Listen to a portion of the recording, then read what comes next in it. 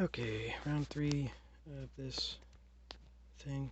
I'm gonna try to be a little more organized this time. I'm still gonna just end up riffing, and I still have this drawing up because I got interrupted again by my phone running out of memory, which I decided I'm just gonna keep doing that. I'm gonna keep talking for every video until my phone suddenly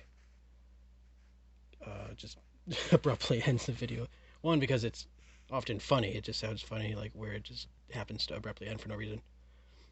And secondly, because in a both metaphorical and basically literal sense, that is the idea that I'm trying to talk about in the videos, which is the inescapability both of the finitude and the infinite. So like the fact that the video just abruptly ends, but it implies that I could just keep going, like I could just go on talking forever. That is exactly, you know, what I'm trying to say in a sense. I mean, I'm gonna be saying what I'm trying to say with many modalities, but the point will be the same ultimately. It's an existential point, it's a ethical point, but it won't be news to anybody as a concept. What will be news is, I'm hoping at least, like my explanation of one convincing way to me that I think is like mathematically provable of how to get to these obvious conclusions, right? So the whole idea is like the eureka moment or Amazing Grace. I was blind and now all of a sudden I see, right? That's the key thing. It's like that is what every realization of something that is true is ultimately. It's just you might have had to spend, 80 years thinking and studying about the relevant elements of this thing, but ultimately, if you do have a eureka moment, it happens all of a sudden because that's just what it is always in every instance. Like it's not just an experience that Archimedes had. We just associate that experience with him because he had a really particularly interesting one. And but the thing is, like people have interesting or like what are extremely important eureka moments that people don't consider interesting, and then they overlook. Um, and like one such obvious moment is the person who wrote that hymn, Amazing Grace. Like we know the story, we know the idea. Like this was someone who, at some level, was participating in the slave trade, or just not intervening into it. I forget which. Like to what extent they were just like actually whipping human beings or what. But they were doing fucked up shit that was, being expressed in the form of slavery at some level, and it all of a sudden occurred to them out of the blue that, oh my god, this is fucking insane, basically, and that's end of story. And the person couldn't explain why it would have occurred so suddenly, so they of course used the idea of God, essentially, like the Holy Spirit just zapped me. You know, what is it? Like wiped the tears from my eyes, the scales fell from my eyes from the Bible and everything. People often end up mistakenly invoking a transcendental, like religious concept when this happens, but like no, all that happened is you stepped outside of, you stepped aside from being in your own way for a second, essentially. And cognitive bias, as the storm clouds that occlude our perception, as we look through a glass darkly through this broken, irreparable brain that we can't escape.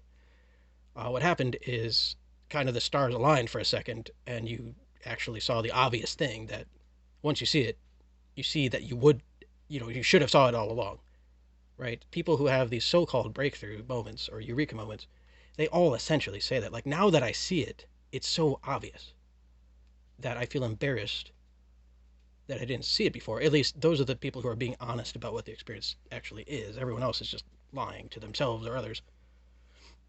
Stephen Wolfram, for example, is an incredible physicist, incredibly interesting physicist. He's also an incredibly problematic intellectual influence in the world. He's one of these people where I could just, go on and on about how much I admire and respect him, and I could also just go on and on about he's like destroying everything effectively. But he's been having recent so-called breakthroughs in fundamental physics, and he's kind of like the only person that I'm aware of who's having those. So he's worth looking at, and they're inherently interesting ideas. they are influential on my thinking for sure now that I've like listened to him talk about them. And he says that like what he's doing now, which is essentially like the most important thing that he could be doing as a physicist, at least, is like dealing with fundamental physics. But he's also a computer scientist, and he made like Mathematica and Wolfram math and all these things. He's known for like in this book, The New Science. This guy is just like so productive. It's insane, really, like literally. Um, but he says like what I see now, which is like mind-blowingly profound in one level, but like it should have been obvious to me all along. And now that I see it, like it should have been obvious to all of us, is what he's been saying. In other words, like hold on to your hats. The answer actually is just not what you thought it would be. Duh. And like once you look at it, for example, I mean like thermodynamics, he believes he has like the ability to model what it actually is in the way that solves this fundamental question of like how to do that. That has been remaining unanswered. And I can't quite follow what he's saying on that specific topic, so I'm not going to say anything about it. But another thing is he's I mean there's all kinds of these discoveries essentially that he's having, and they're all like it's way simpler than you thought. Basically, they're all eureka moments. So he knows he's onto something. Like if you're having several eureka moments all in a row, it's like keep going. Like something's happening. And essentially that is what has been happening to me as a result of therapy, and specifically focusing on mathematics as a form of therapy for the past like 2 months essentially. And I'm trying to formulate what I'm calling a theory of like what is going on essentially in my thinking, which is that it's transposing into a new mode of thinking. And I of course I think that's important. I don't think I'm arriving at the ultimate truth or anything. It's just for me this is a very significant development because I did not expect basically to come out on the other end of what I had been referring to as pessimism and end up what I'm now calling a radical depressive realist. Because I used to think for like most of my life that the term realist was just a cowardly euphemism that was concealing the truth of pessimism.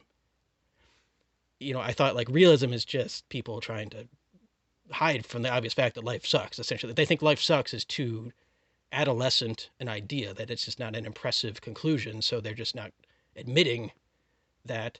But they also are a little too observant.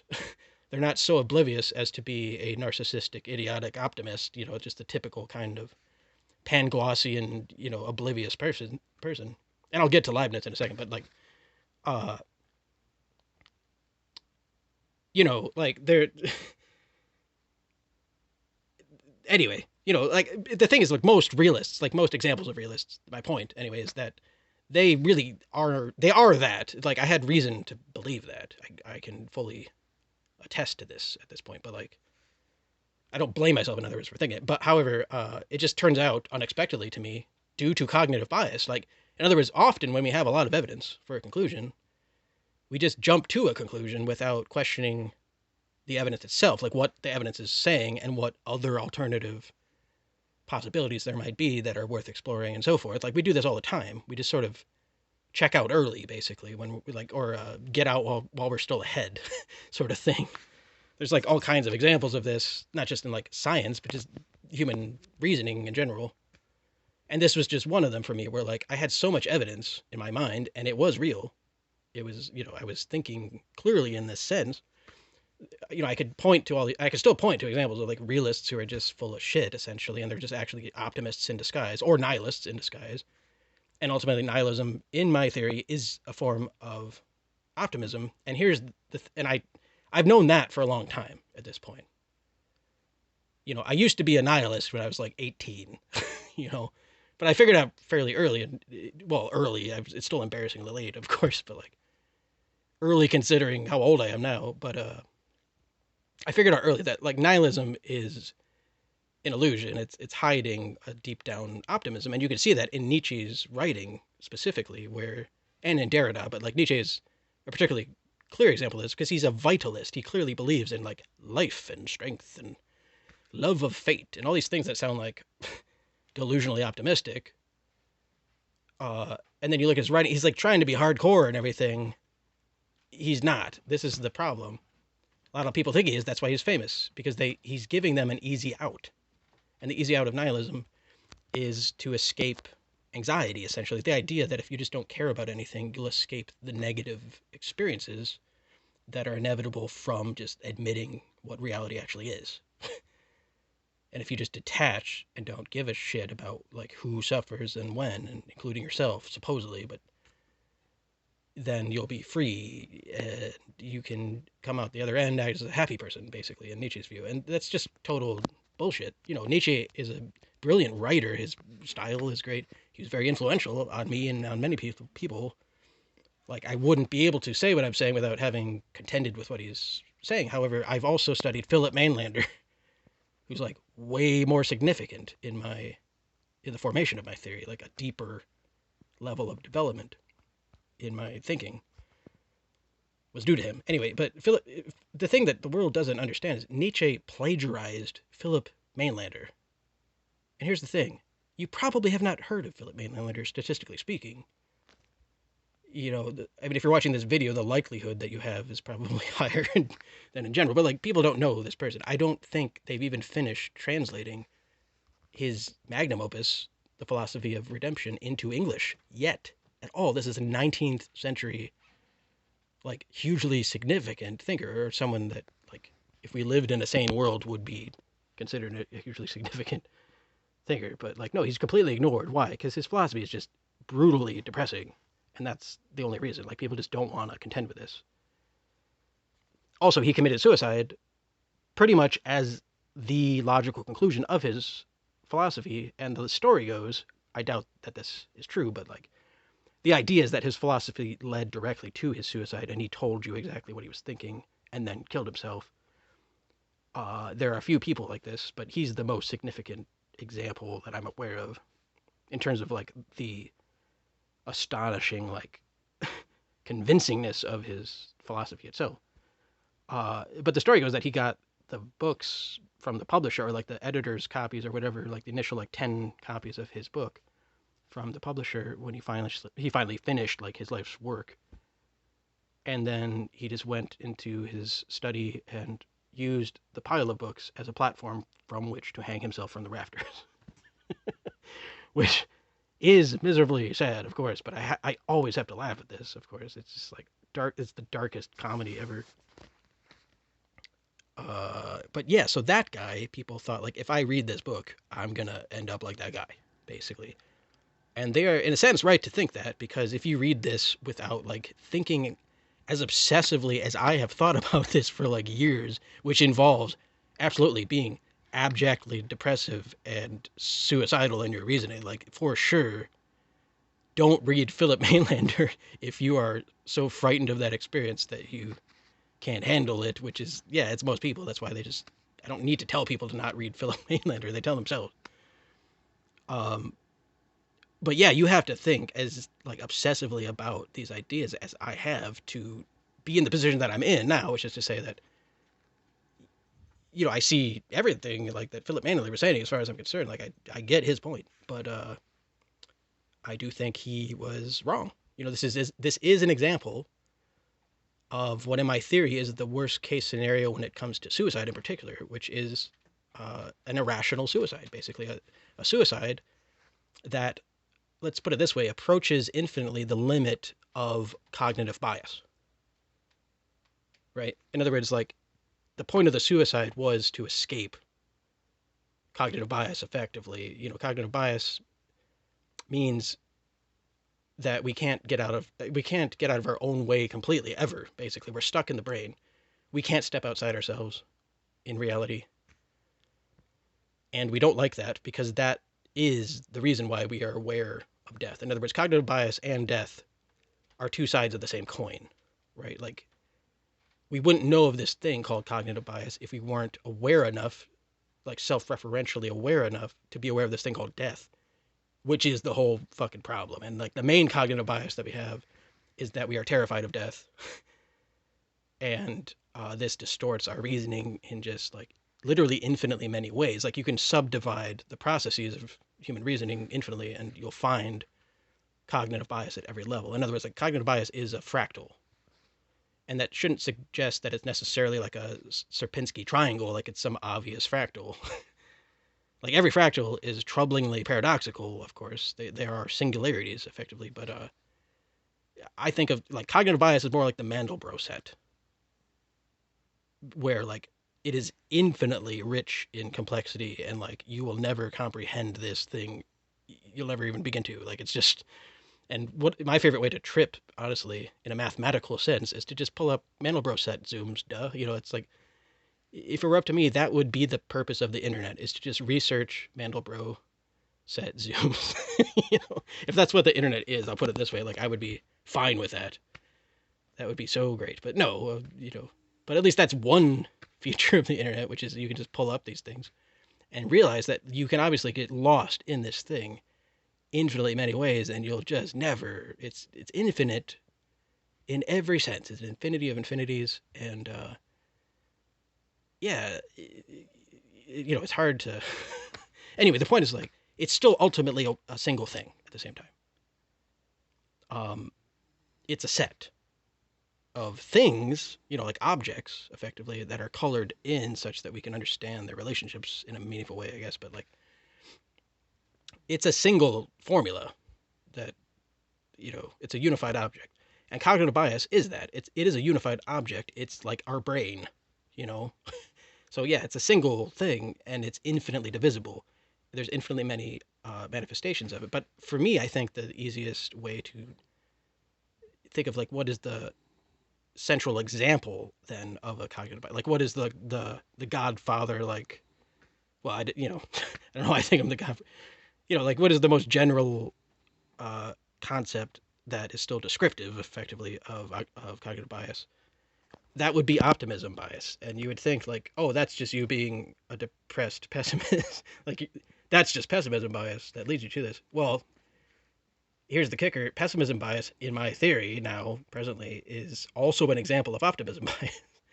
Because yeah, it is bias, but for that reason is an example of optimism bias, and the clearest instance of this is Philip Mainlander. uh, I'll explain why, but first let me just explain why every cognitive bias is optimism bias, because that's not intuitively clear.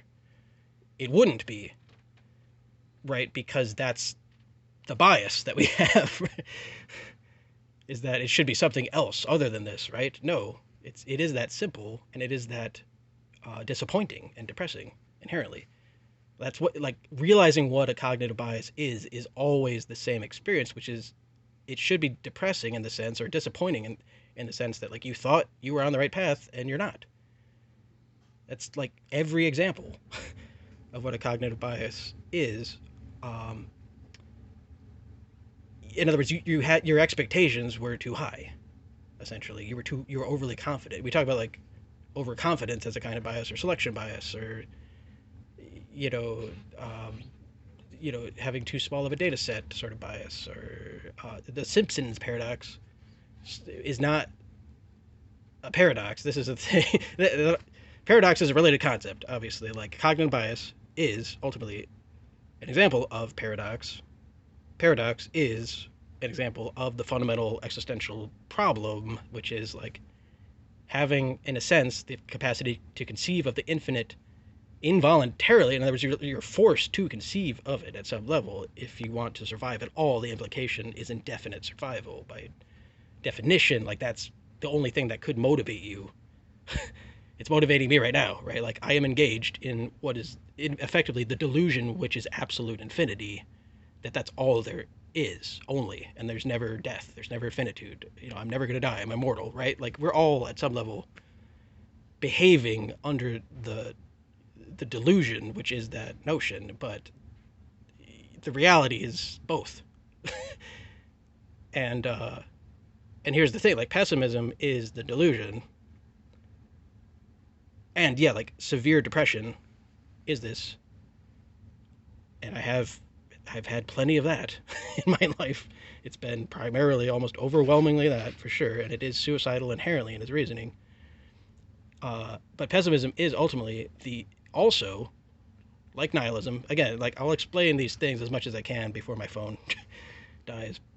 Again, because this is a finite form of expression of the infinite, of something that is inherently infinite. But pessimism is an example of optimism bias because it assumes that like the work is over. There's only death.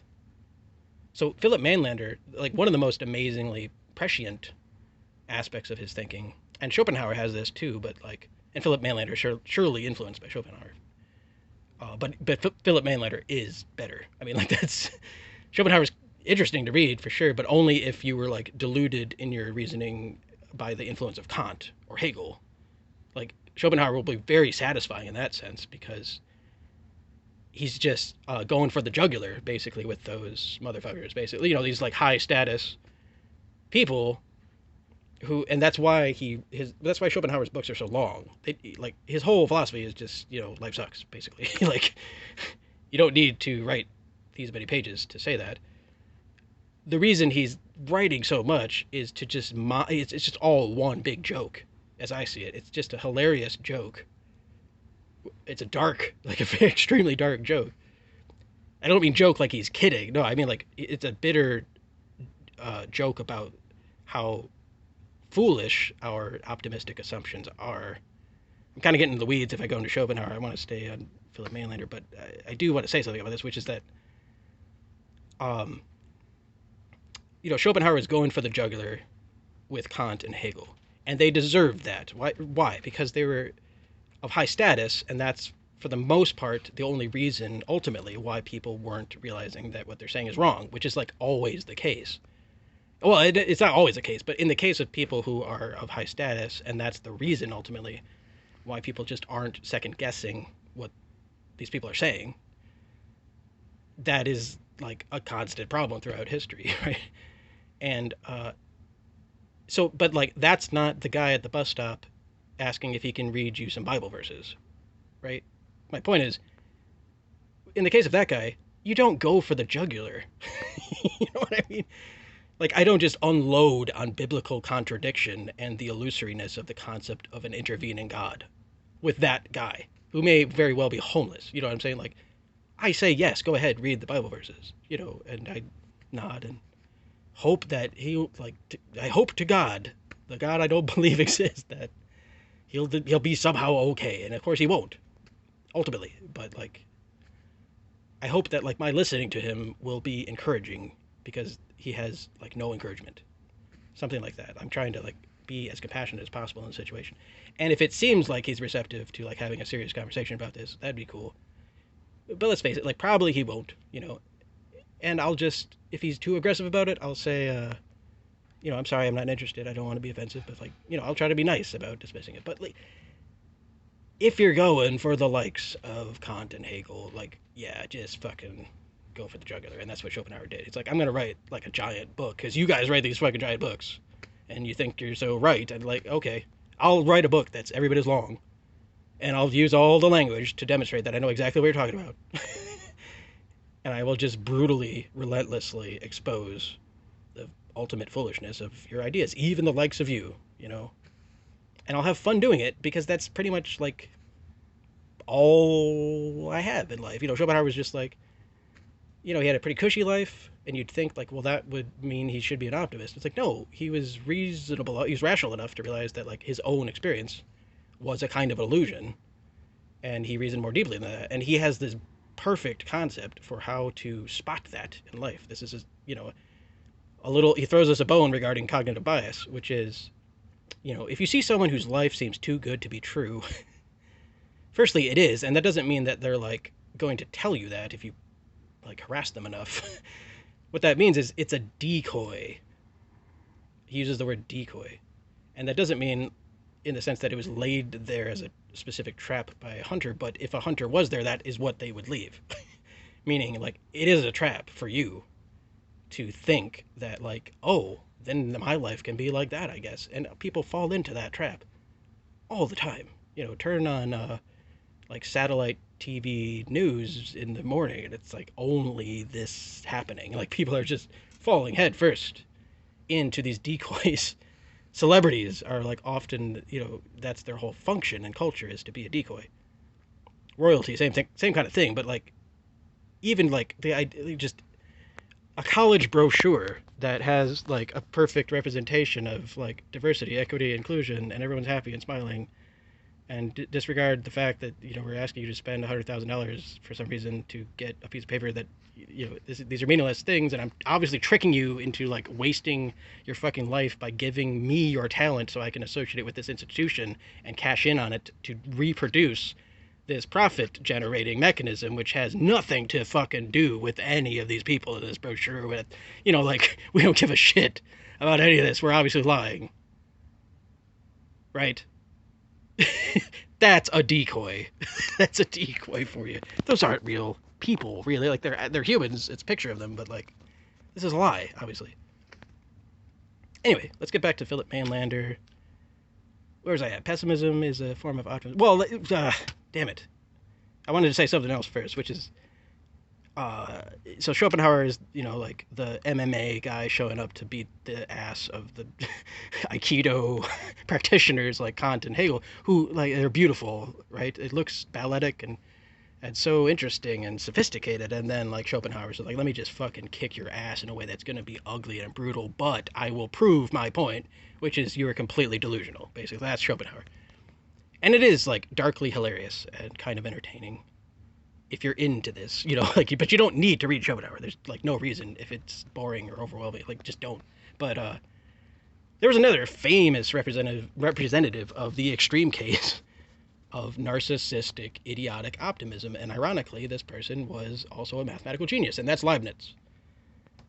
I say ironically only in the sense that people often assume that if you're a mathematical genius, then you just, like, don't make mistakes like this. But of course, according to my theory, radical depressive realism, like, of course they do, and I'm gonna just drive that idea into the ground. That's the whole idea. Like, if you don't think that's true, prepare to, I'm going to attempt to argue you into just dust. Like, that's the thing. I'm trying to be Schopenhauer with regards to, like, going for the jugular with this idea. But yeah, so, like, Leibniz had, like, partly invented calculus with Newton and, Archimedes, basically. Like, way earlier. But anyway, it's like, yeah, he's a super genius. Everyone, he's got status. Status is going to be a recurring theme also. Modest epistemology, as Eliezer Yudkowsky refers to it, he's going to be a recurring theme also. But yeah, this guy was just out of hand. Clearly, like, he thought because he discovered calculus that therefore, well, this is the thing, he derived this notion from calculus, which is optimization. When we say optimist, fundamentally the concept is that of optimization. So whenever you hear, by the way, like, that term thrown around, prepare to look for like, obvious and devastatingly consequential cognitive bias. This is a cognitive bias that's everywhere in society. This idea of optimization is a complete fucking delusion when you look at it for what it is. And people are going to start to, like, slowly have to accept this as we move into the devastation of the future, basically. Like, the future is going for the jugular, and the jugular is, like, in our body. Like, we're fucking gonna know that we're wrong soon enough. But anyway, yeah, Leibniz was out of hand, and everybody knew it, but everyone was afraid to say it because they couldn't do calculus, basically, yet. And Leibniz felt like, well, because these people just don't know what calculus is, I need to, like, tell them that what calculus is the framework with which we get to optimize, let me see, everything. He was convinced of this. There are still people today who, when they first learned calculus, came immediately to that conclusion that, like, this is my life's work, is to, like, the people who are now participating in this project of optimization, were, whether they knew it or not, like, influenced by Leibniz in thinking this. And the thing is, like, you can do what is mathematically called optimization within, yeah, like, a consistent framework, that of calculus. Like, you can find optimal points depending on what you're looking for. But that's the whole thing. It's like, depending on the probably affected by cognitive bias, like, we know, it's not probably, it's, like, inherently affected by cognitive bias as to what you're defining as the ideal thing that you're looking for. You know, like why this quality. In other words, like you're looking for local extrema or like local minimum, local maximum. But what is the local part, right? It's like you're choosing a boundary. This is what calculus is. It's like I want to find the area under a curve. Okay, like which curve? You know, like calculus relates to the world, right? So like which curve? It's like, well, the one that I think is important at the moment, you know. Duh. And it's like, well, yeah, but that in other words, yeah, you can find an optimized solution to a problem that you pose within the framework of calculus. Like that's, yeah, for sure what it is. But extrapolating from that, that we live, this is where Leibniz is going, that we live in the best of all possible worlds, which is like, whoa, you went off the rails somewhere. Yeah, it's clearly this guy is just biased and he's not checking himself, and no one is checking him around him because they're afraid to because he's really smart when it comes to calculus. You know, it's not surprising that he fell into this optimism bias because calculus was like his whole deal, and he would want that to be true for obvious reasons. Like, I'm the one who figured out that we get to make everything into heaven on earth. You know, like, yeah, you would want to think that, but usually, like, people realize that that's not true when they're like 5 years old. You only happen to think this is true as a grown adult,